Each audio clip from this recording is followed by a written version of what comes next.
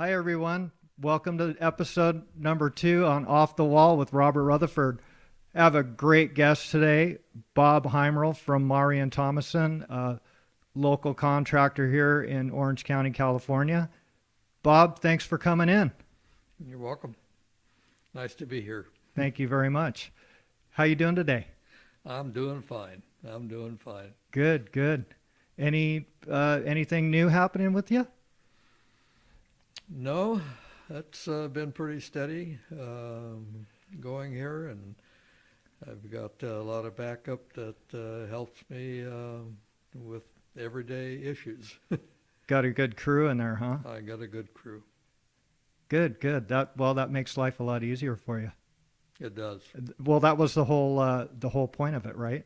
Was to train them so that you could have some freedom. Exactly right. Yeah. As you know, I have my son Todd in the company, and he's been helping me out quite a bit. Good, good. That works out very well for you to, again, give you some freedom out there. Mm-hmm. Try and enjoy life. You got it. Yeah, yeah.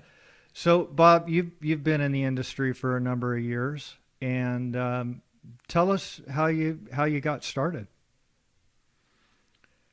Well, I got out of the Air National Guard, and I was looking for work naturally, and I had a very close friend.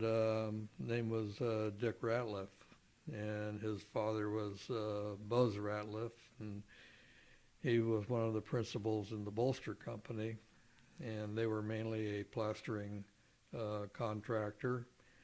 And he sort of introduced me a little bit to the industry, and he, at that time, didn't have any openings, and he introduced me to Homer Thomason, and which was part of Mowery Thomason. And I went to work for Mowery Thomason in February of 1961. Wow. And have been there ever since. Jeez. I really didn't have any experience in the contracting business, but Homer was a very good teacher and brought me along and taught me everything that he knew. And Tom Mowery was the other half of the organization, and he basically handle the field. He took care of all the men and placing them and ordering materials and so forth. And Homer at that time did all the estimating, and that's what he trained me in. Got it. Got it. So they were lath, plaster, and drywall back in the day? No, it was just plaster. We subbed out the lathing, and we were just basically a plastering contractor. And that was at the time where drywall was just starting to enter the market and become more acceptable to the buildings, the architects and contractors. And I sort of saw the handwriting on the wall that I better be more than one facet of the industry, that I better be involved in the lathing. I better be involved also in the drywall. And during that period, we took on the entire trade, basically. We took on the lath, plaster, and drywall, which we are doing today. It's been a long career for you in that end of it, and you've seen a lot of changes that have happened. I've seen a lot of changes. The big thing when I entered was knock on the wall, it's lath and plaster. And that was the big slogan that you heard all around the industry, and that pretty much faded away. Yeah, it's a lot of changes going on with different claddings and so forth, and new blood out there looking for these different facade looks and so forth out there. So you didn't have any family that got you into the business? No. You just came straight out of the military and had a buddy in it, and that's Right. what Right. got you in. And through my friend, he introduced me to his father, and that's how it all began. So did they get you out in the field at all? Were you banging anything up? No, I never did work in the field. I just started in the office and learned by working. Learned how to estimate. He taught you the tricks on that. 'Cause Right. Mhm. back at that time, there wasn't anything called project management. No, there was very little. Well, there was no computers at that time. Um, all that developed over the years into the estimating programs that are out there today, which tell you how many screws you need on a job when you're figuring it. It's quite a change from what it used to be. Yeah, for sure. And so, when you were you using an abacus when you were estimating? You know the the first calculators that came out. Well, yeah. Slide rule. Slide rule. Didn't do too much with the slide rule, but I remember the calculators. Everything was done by hand. There was no automation in the estimating at that time. So it was a learning curve that you had to get into. Yeah, the calculators were electric back then, and they had the tape on them, right? Yes. Yeah, Yep. they sure did. Yep. Yep. Sure, you went through a few pallets of that tape, huh? Went through a lot of tape, and remember that everything had to be done twice just to make sure they didn't have an error in your key punching, so to say. Sure. Yeah, exactly. Yeah. Exactly. Well, kind of like today, when you guys get jobs and you're awarded the job, sometimes it's like, holy shit, what did we miss? We got the job. Yeah. Right? So No. you're going back and you're looking at it again maybe 4 more times. Yeah.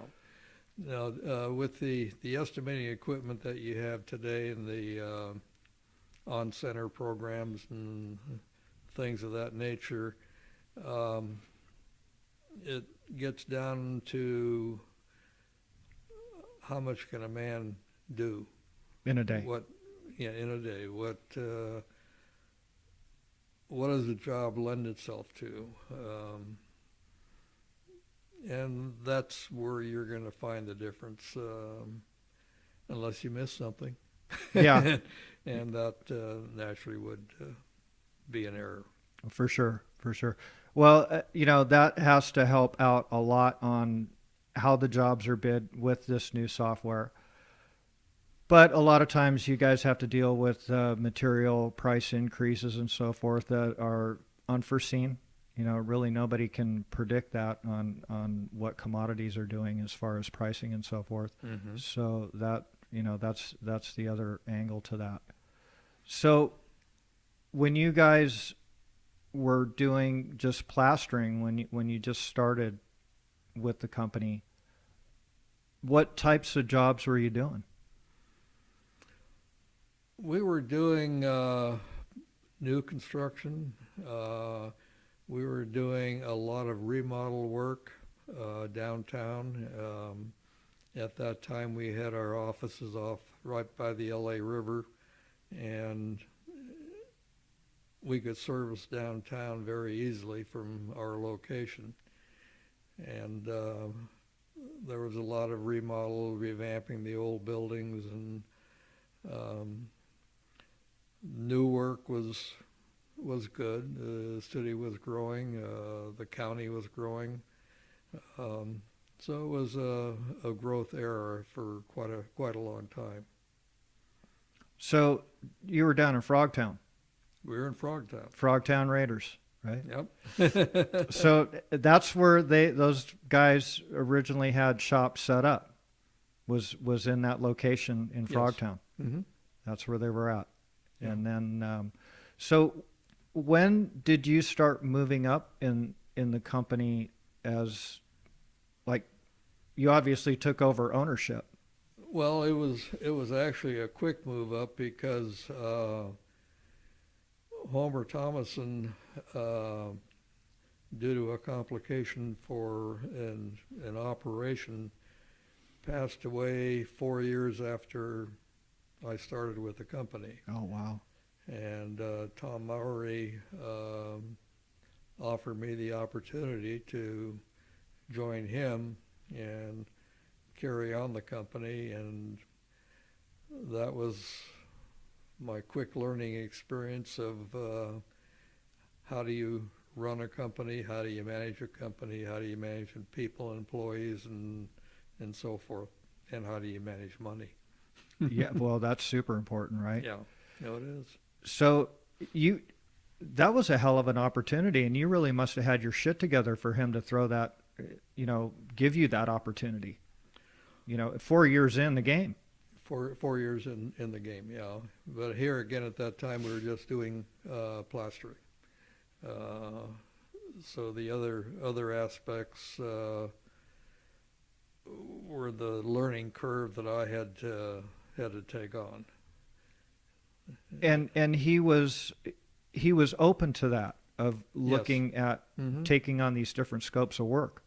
And like you said, drywall was pretty new, so there wasn't a lot of guys that knew the tricks of it and the installation, how many square feet they could get up in a day, and so you had some estimating challenges on that too. Well, yeah, there was a learning curve that you entered. Yeah, yeah. Because you were hiring people that you really didn't know that well. I mean, they were new hires, they were new craftsmen. You didn't know what their productivity would be or so forth. So you walk softly. Yes. And did it slowly, and finally worked out. Yes. Yeah, it worked out very, very well for you. So was Clyde Hawk doing lathing for you guys? He was. Back then? Yeah. He was doing lathing for us. And then Jim Rutherford came in to be a competitor of his, and we started doing work with Jimmy, and Clyde moved up to, I believe it was Sun Valley, Idaho, and opened up a restaurant up there, and it didn't work out too well. He should have stayed with what he knew. Stayed in lathing, and he was just doing lathing at that time. At that time, yeah. Well, he was doing a little bit of drywall at that time, because there was a lot of gypsum lath that was being applied still then, and wasn't that big of a switch going from hanging gypsum lath to drywall. Yeah, button board's a little bit lighter. Absolutely. Eyeball drywall. Right. Yeah, yeah. So when you guys started taking on your own work, as far as the lathing and the drywall and framing and all of that stuff, how far were you into your career at the company when you guys? At that time,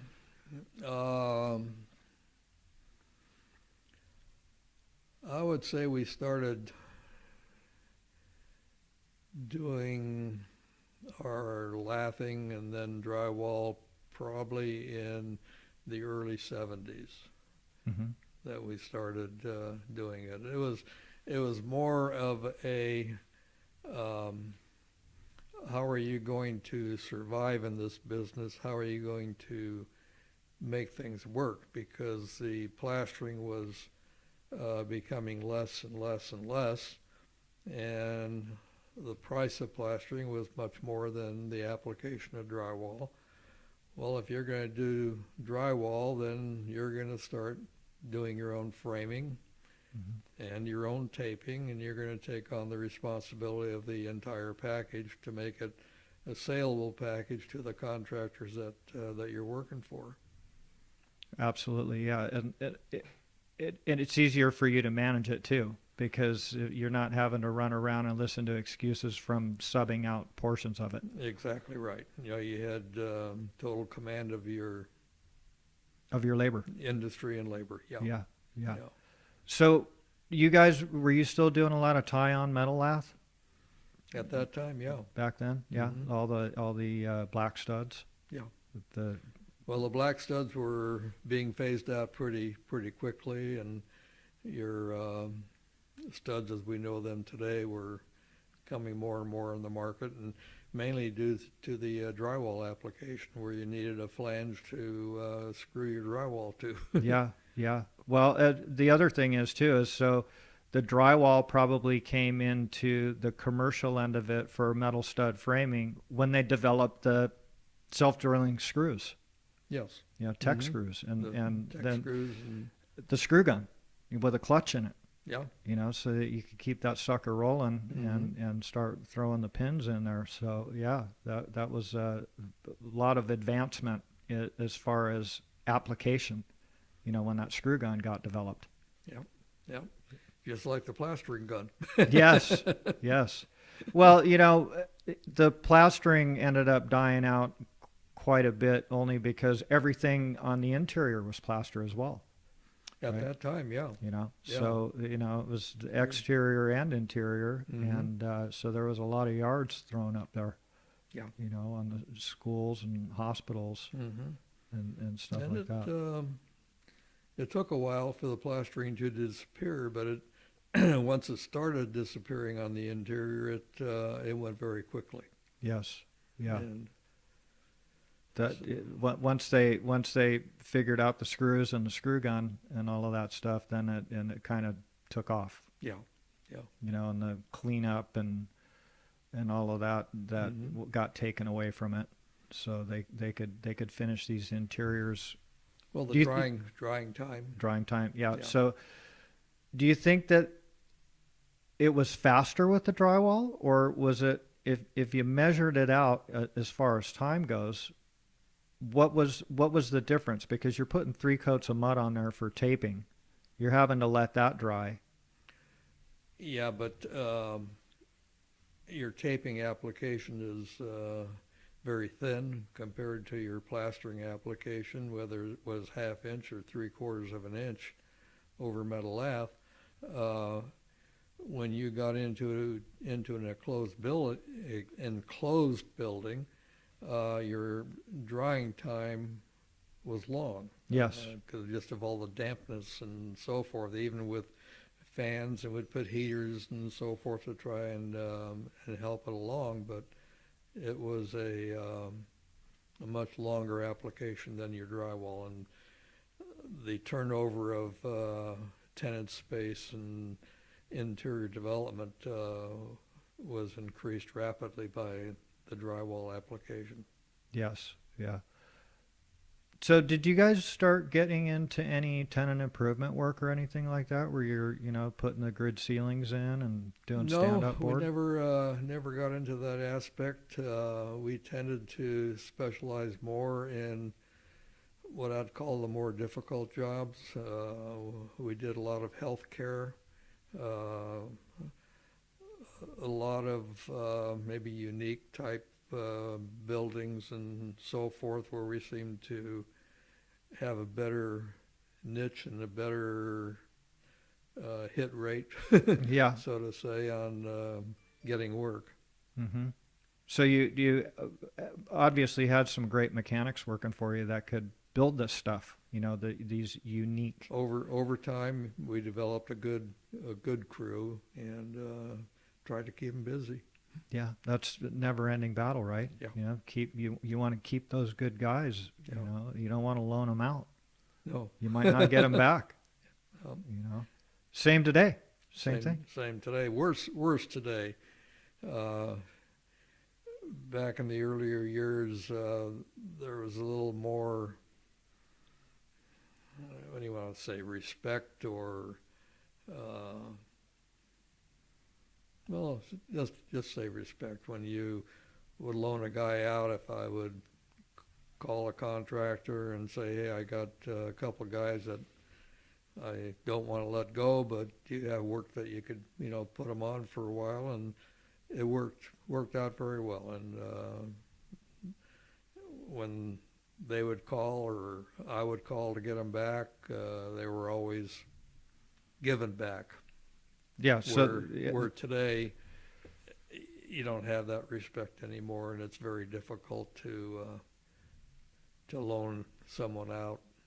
Yeah. And get them back. Yes. Especially if they're a good guy. Yeah, that's tough. That's Yeah. tough. And like it's probably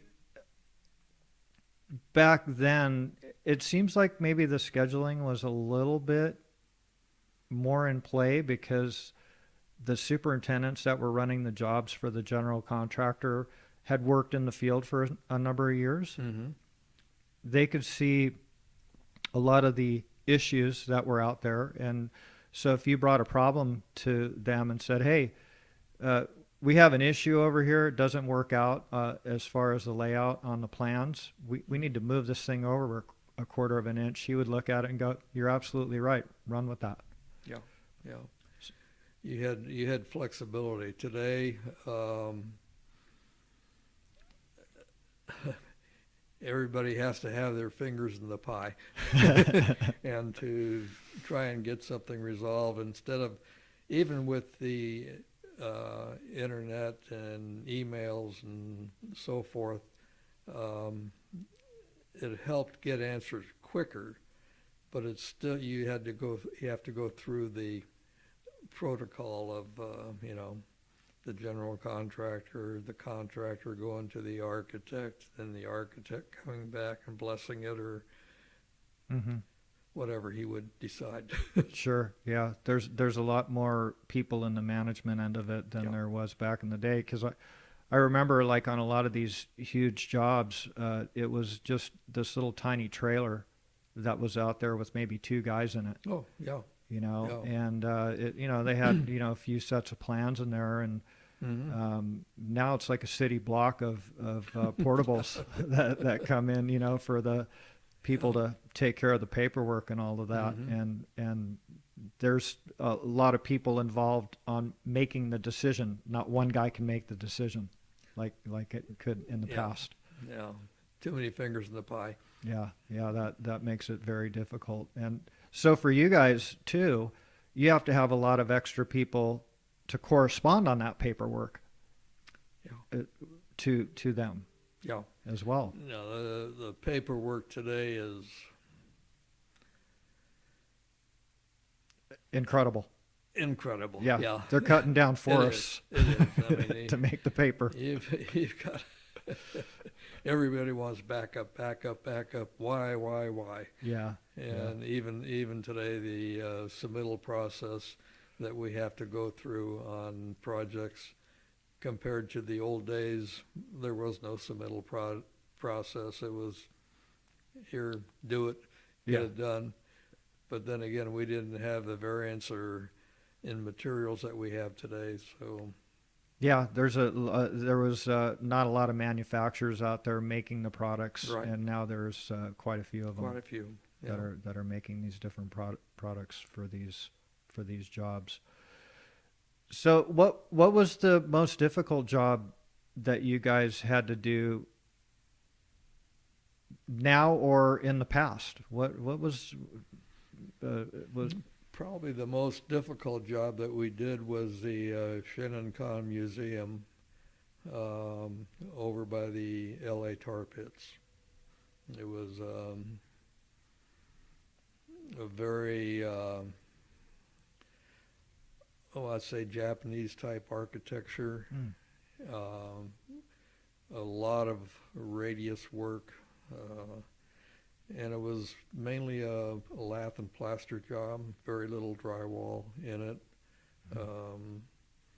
The ceilings had these radius spokes that came out from the center circle. It was a job really that really challenged the men and their capabilities of doing their work. It's funny, I remember the guys looking forward to going to the job just because it was so unique and so different. But Yeah, it was a challenge. it was a challenge. They had to think, and those jobs are fun. Yeah, You know, to be they able are to do fun, that. and they're, as I say, unique and different. Over the years, we've done a lot of work at Disneyland, where it's always a challenge working for Disney, but always a challenge in the theme work and so forth that we have done over the years there. We are just completing some work now in the Star Wars project. Our work was small in comparison to the overall theming, but we had the interior of about 5 different buildings that we were working on, and they were heavily themed with different things. Different finishes and stuff. Yeah. Yeah. We have product out on that project, and just the logistics to get the materials into that place are just unbelievable. Yeah. The coordination that you have to go through on that to make that happen. That Star Wars thing is just incredible. What they're doing out there. I was on a tour. The contractor, we made arrangements with the contractor to take a little walk around last week, and it's quite a thing to see. There's a lot of really good workmanship to be seen there, and a lot of the theming and how they put all this stuff together. The Imagineering department of Disney is incredible when it comes to doing stuff like that. Yeah, it is unbelievable, and they want all their shit within a 1/16 of an inch. Well, this stuff he didn't do to the 16th because all was so irregular and themed out. But they are very, very tough on quality. Yes. And if they don't, they have these art directors that are looking over your shoulder all the time. And if they don't like something and you haven't done it per their like, you're going to tear it out and replace it. Mm-hmm. Yeah, they're good at that. You know, I worked on Disney corporate headquarters, and so there was some trick stuff going on out there. Mm-hmm. And there were like soffits that they would go up and measure after the scaffold was taken down, and it was off a 1/16 of an inch, and they made them rip it out. Oh, wow. Yeah, I mean, it was, all the beads were nice and straight and everything on these sides. There's like stair step soffits and stuff like that, but it's all 7/8 plaster on there, and they'd start measuring that stuff, and they looked down the line, and it was all nice and straight, but it was off about a 1/16 of an inch. So it was, you can't even see that. not when it's 10 feet up in the air. No. You can't do it, but they paid for it, and I think they paid top dollar for it, and they made them rip it out, and they ripped it out and they redid it. So it was very, very difficult. They're perfectionists. Yeah. They if you're going to work for Disney, you're going to do it right. Yes. And you're going to do it on time, because they are so schedule driven with the opening of the different buildings or different rides or attractions that they spend a lot of money on advertising. Yes. And so you need to, and you have to meet those dates. Yes. Do you guys you do a lot of night work out there? We do. We actually do a lot of general contract work for Disney Direct, and that's basically all night work. Wow. So that's tough getting guys that'll want to work for you at night. That's very difficult to find. Construction's a day gig, right? You would think, right? Yeah, but there's if you have a schedule that's driven and they want to get it done, you got to get it done. You got to get it done. Yeah. Yep. Yeah. So you guys have been doing a lot of work out there for a number of years for Disneyland. Yes, we have. Yeah. We did a lot of work in the California Adventure when that was being built here. But, it's already been 25 years. huh? Exactly. I mean, that's how fast the time. Okay, maybe 20. Maybe 20. Maybe But 20. it's been a while. Yeah. It's been a while. Yeah. Yeah. Lots of. They're probably going to demo that and rebuild it now. You know, it's a disposable society. Well, you got to work with what people want to pay for. Exactly. And Exactly. the Star Wars is going to be a good example of that. It's going to be interesting how they're going to accommodate all the people, because some of the buildings that I was in and some of the interior work that we did, it can only accommodate so many people. Yeah. And, Well, they'll make them wait in line. You know, yeah. they'll let them in there. I mean, that's what they're going to have to do, because they got the fire stuff that they got to think about, you know, Yeah. for escape and, Mhm. and stuff like that. They've got the marshal, you know, watching all that stuff. So, Well, and Disney has sort of said, if you don't rent a room for us, you don't get a ticket to Star Wars. that's a For- nice way to go. That's, I think, they're planning that for the first couple of months. Is that right? That they're going to force hotel accommodations to Yeah. get a get a They're going to do it because they can. well, they You know, can. you wanna They most see it? certainly can. Yeah, for sure. For sure. Well, I think they need to build some more hotels. They are. Yeah. They are. Yeah. We've got Disney is building them, or because, you know, there's a couple of them going on there right now. Well, I know there's one that was canceled from Disney that they were going to build, and it had to do. I think that Disney wanted to move the hotel 50 feet or 100 feet or something one way or the other, and the city came in and said, well, we're not going to approve that, and they wanted to renegotiate their tax Structure. structure that they give or have given Disney over the years. Mhm. I believe it has to do with their city tax or something, that they allow them so many years at a discounted rate. I'm And- sure it's a good deal. Yeah, but Disney said, no, we're not going to do it, and they abandoned the project. They're redoing all that downtown Disney. Mm-hmm. They're ripping a lot of crap out there, and they're supposedly going to be putting a hotel in there as well. Maybe that's the area. Downtown? Downtown Disney, yeah. So that Rainforest Cafe is getting demoed, and the ESPN zone and all that stuff. All that was supposed to be demoed, I think, for the new hotel. Got it. And that's when they said, no, we're not going to do that, and the whole deal fell apart. And they're now, I think, thinking about redoing those buildings and offering another attraction of some sort. Wow, so they did a hardball deal on that Yeah. because they were gung-ho on Mhm. getting that done in that area. It's amazing the new stuff. So Frontierland was the new Star Wars.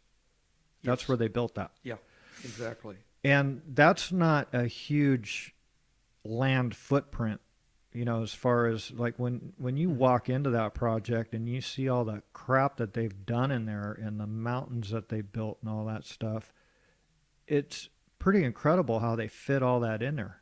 Yeah. You know, Yeah. it's really, really amazing. And you know, they were building those fake mountains and stuff, and it's pretty amazing how they figured out to scaffold that, you know, where they're welding those I-beams to the main structure beams and cantilevering them out, and that was their scaffold. And you know, as the thing gets finished out, they chop that off, you know, they burn it off with a torch and patch it in. Yep. And just start coming down the structure right there. Mhm. Really, really amazing though, the panels that they hung in place to hold all that shotcrete and all of that on there. You know, it was all done in a shop off-site, and you'd think it would all be built in place, but it was all numbered. It was really amazing.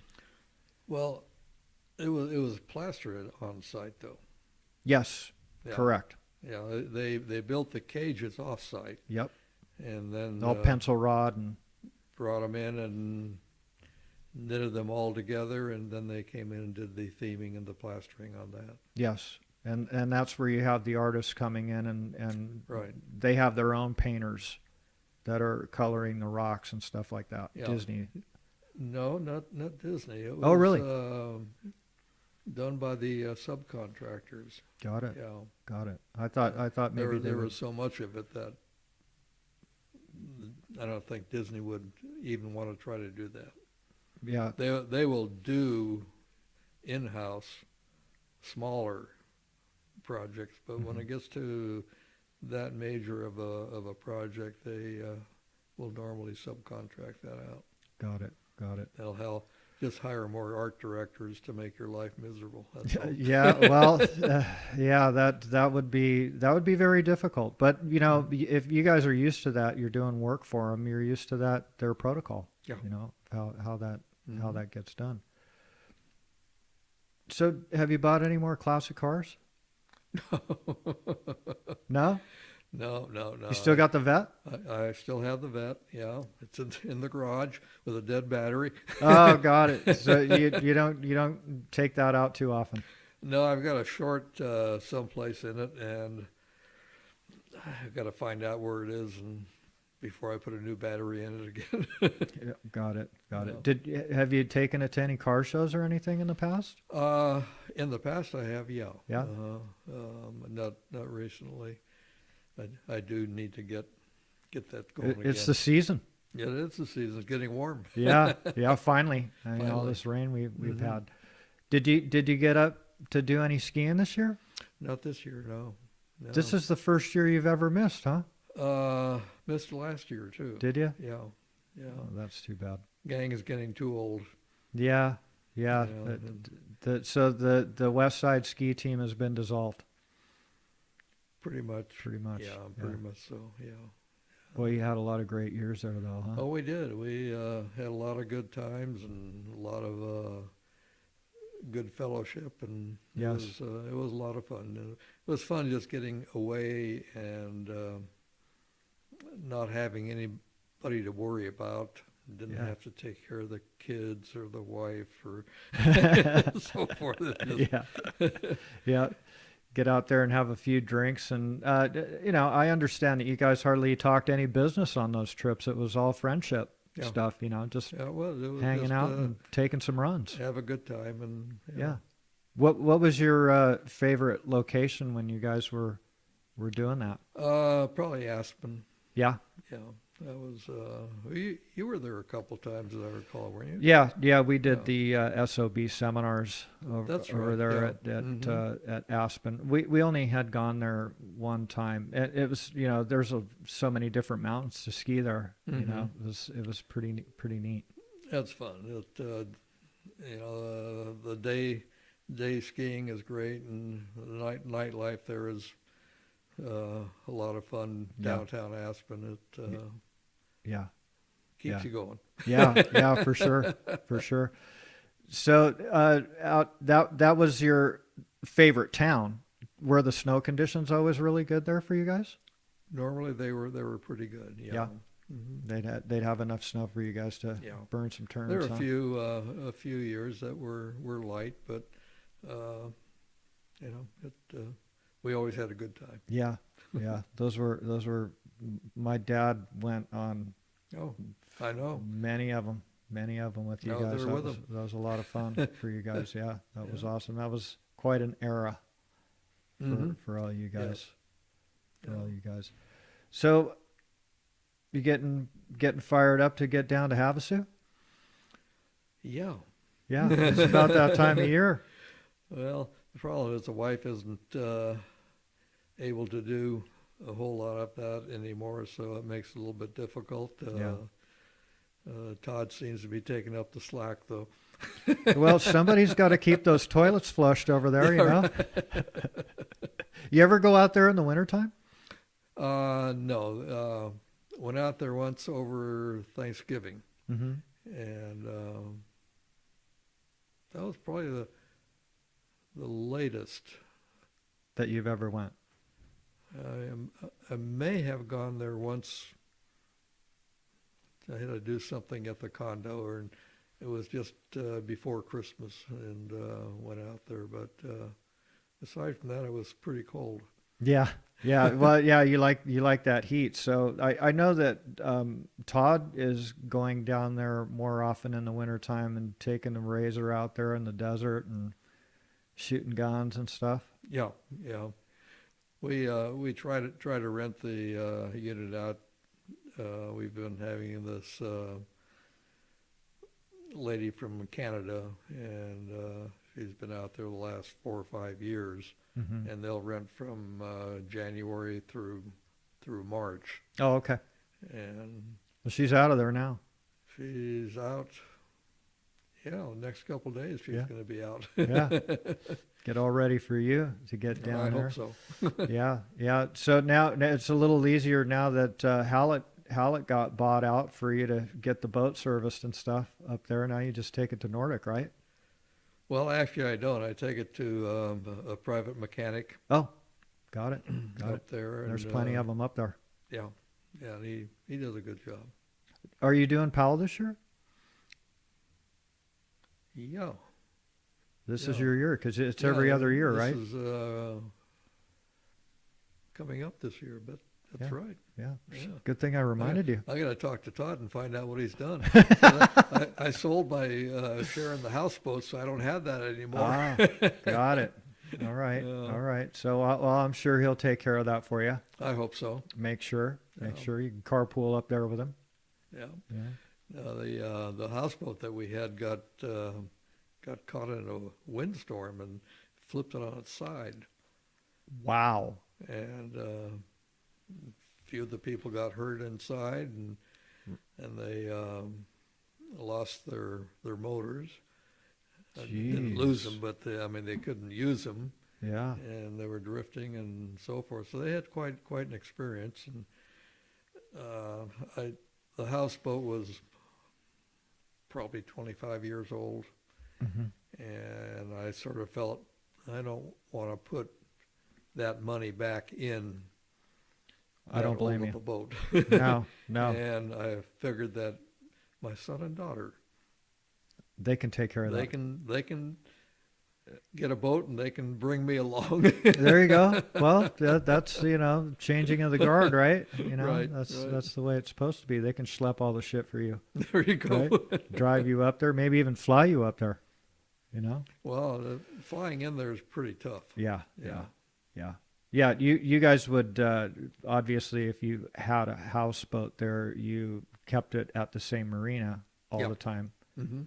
So they never had to move it because there was not enough water in that No, area. They just drag it out further in the lake. keep moving it out. Yeah, Keep and the moving it out. whole marina would just float out as things got a little shallow. But Yeah, they should have quite a bit of water coming in this year. Yeah. And I hear it took like 17 years to fill that lake up. Once they probably, corked it off and probably, yeah. yeah, 17 years. It's a big lake. Yeah, I want to go. Yeah. I've never been. We Oh, always haven't you really? no. The houseboating that we've done in the past is at Mead, but Mhm.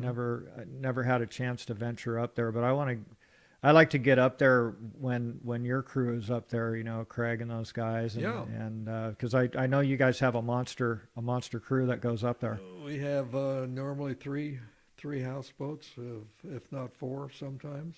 Wow. So it makes Big- for a nice party. Big party, big party, and everybody takes turns on who's doing dinner that night, or No, each houseboat will do its own dinner. got its own thing going on there. Yeah. We do have a massive cocktail party, though. Really? Happy hour every night, right? Every night. Probably starts about noon. Sounds like fun. So It is- you it got to is make fun. sure you stay hydrated when you're out there. Yeah. Yeah. Got it. Hey, so out of all the time that you've been in business, did you guys ever venture out of the state at all, or in any other regions? No, we've done maybe a half a dozen jobs out of town, like Santa Barbara. One we did up in Mojave, and never have found it to be very successful. So we just stay in town and Stay where you're at. stay where we're at. And how fireproofing? You guys do fireproofing as well, right? Spray on. Yeah, we won't take on a real large fireproofing job, but a smaller fireproofing job we'll go ahead and do. Mm-hmm.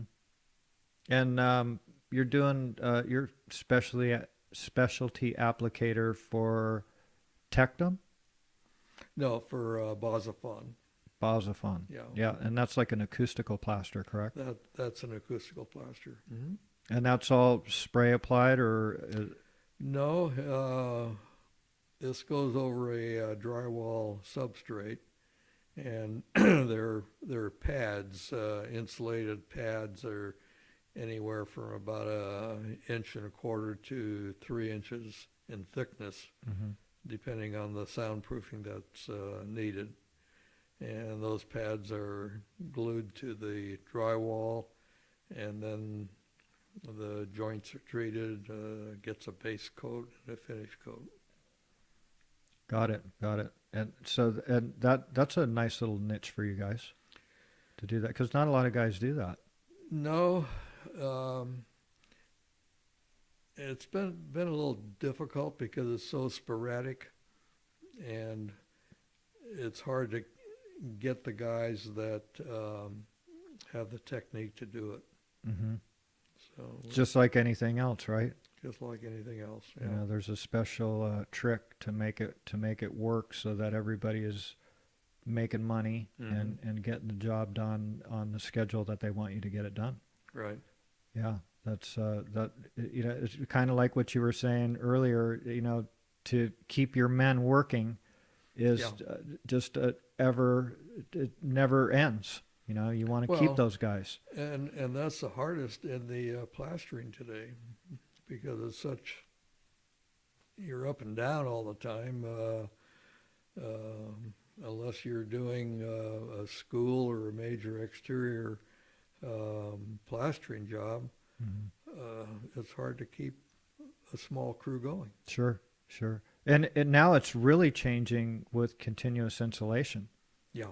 Mm-hmm. You know, that's just putting a whole monkey wrench in the system. So, you know, by 2020, that's moving into the residential end of it. You guys are starting to see it. Yeah, you've been seeing it for a little bit in the since like 2014 on the exterior of outside, commercial stuff. Mm-hmm. And now it's going to move into the residential, where it's mandatory in California that they have to have they don't care if you put it on the inside or the outside, but you're going to prove that you can get these R ratings on these buildings now. So it's a mad scramble right now, you know, to try and get that stuff done and people trained. And, you know, there's a lot of details out there where people just don't quite understand how it gets put together. And so it's got to be pretty challenging for you guys at that end. Might be an opening for you. Well, I've taken advantage of that. You know, I was ahead of it by like 6 years, and everybody was telling me, "Oh no, man, they're never going to kick that stuff." Well, it's here. Yeah, it's here now. Yeah, so sure. You know, that's one of the reasons why we kind of stepped up on that equipment out there. That's good. Try and stay ahead of that. Make it work. Make sure that we can service our customers on that. And next time I come down here, you'll have 2 of those guys back there. Hopefully, I have 5 of them. There you go. They're great employees. You know? Right. They're really good. So it's been interesting. It's been very interesting on that. But trying to come up with some new ways and reduce liability for all parties involved. To you know, get these products out there and make it so that the projects go smooth and nobody gets sued. You know, Amen. Because these lawsuits for you guys are very, very difficult. I remember back in the 70s, you guys would make deals. You'd go to lunch with somebody and have a couple martinis and shake their hand and get the deal done. It'd be done. Right? Now you're drinking iced tea and you're bringing your attorney. And you're signing a contract that's probably 2 inches thick. You know? I thought it was like the Sears catalog.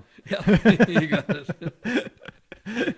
Yeah, it's that has changed a lot. And I've been in the industry for a while, but you have some great stories that you're telling here on back in the 60s and 70s when you got into it. It's really a trip that you got into this industry and weren't related to anybody in it, because a lot of times that's what ends up happening. Yeah, very, very true. Yeah. People in the trades, and you were just looking for work. It didn't matter what you were doing. You just wanted to. You knew somebody, and it's like, hey, you got a job. Well, I had a conversation with Bus Ratliff before I went into the National Guard.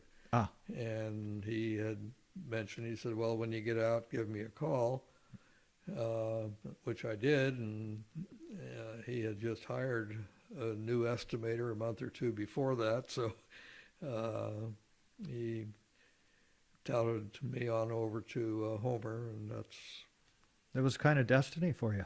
that must be. That's really a trip, because Yeah. and again, you've been in it for so long and have been very successful at it with learning as you went, right? Mhm. I mean, you weren't in the field, so that's really a super interesting story on how you came up in it and got it done, and here you are today, watching your store. Yeah. You know. So what do you see for the industry in the next 10 years? Where do you see it going? What do you see happening? As far as innovation or as far as work? All of it. What's happening with what's going to happen with our industry? Where do you see it going? Well, that's a good question. A lot of it naturally has to do with the demand for buildings, whether Yes. they be residential or commercial. With the Olympics coming in, was it 14? Mm-hmm. I think we may see maybe a little bit of a lull here in a couple of years, but I think again it'll pick up again. Um, there's so many people here in the state of California that you're always going to have renovations and improvements on buildings and so forth. So, but you're going to have the ups and downs that go along with it that we've all experienced over the past many years, Yes. and that's not going to go away. No. Innovations, I think you're sort of on the forefront of that with the things that you're manufacturing and bringing out. Could have quite an impact on the industry, and that's good. Yeah. Well, Good. we want to improve it, and Yeah. keep it viable. Mm-hmm. You know, lathing's been really good to me Yep. and my family. No, it has been. Yep. And to you as well. Mhm. And so instead of talking about it, I wanted to do something about it, and Mhm. so I'm just gonna keep on tinkering and seeing if we can help things out there and solve some problems. And that's what this podcast is all about too, is listening to these stories from guys like you on where the industry was, where it's going, some of the issues that we see in the industry on a day-to-day basis, Mhm. and just kick these ideas around. Not that we're going to really necessarily solve any problems on it, but at least we can get it out on the table in a raw form, and maybe it'll give somebody else another idea that could make things smoother in the industry and more Well, viable. there's been a lot of innovation in plaster materials and coatings and so forth that are a plus to the industry to avoid the cracking and discolorations that we've had over the many years. And you might pay a little extra for that acrylic finish, but you're going to derive the benefits over the lifetime of the building from it. Exactly. Yeah. Hey, you can't get stuff done good and cheap. You know, No. it doesn't work that way. No. You know, they're trying to search for that. I don't know if Mhm. they're ever going to find it. I don't. It's never worked for me, and I don't think it's worked for you either, as far as getting that done. Yeah. And you got to pay for that. You know, Got to pay for it. it takes time. It takes time to do it. And with these new claddings that are coming out, I know that you guys have actually taken on like new techniques and new claddings as far as the installation. So it's not just lath, plaster, and drywall that you guys are doing, or acoustical plaster. You've taken on some of these phenolic panel systems and stuff like that. Well, we've looked at some of these rain screens and systems that are out there. We really haven't done one. We were going to do one here, and because of a failure of the manufacturer, the job fell through and went back to lath and plaster. Hallelujah. But they're starting to put this rain screen stuff in on 7/8 plaster too. So Yeah. drainage mats and you know, there's a lot of different variations of that, you know, different thicknesses and stuff like that. So you know, that kind of makes it into custom trim products, which we love, you know, to compensate for the thickness of those Yeah. drainage mats. Mm-hmm. Mm-hmm. And But you know, you start putting that total system together, and are you pricing yourself out of the market compared to other outdoor claddings that are available? yeah, you know, it's a moving target. You know, there's a lot of new, everybody's jockeying for position to come out with the next best, the latest and greatest. And, you know, metal panels are pretty darn expensive. Yeah. You know, they are. They're still the number one thing. And it's really strange too. Like, you know, metal panels aren't new anymore. They've been out for 25, 30 years already. Yeah. It's amazing how fast this time is going by. And but they've definitely taken a chunk of our industry's work away. Oh, yeah, metal panels, precast panels. Yes, yeah.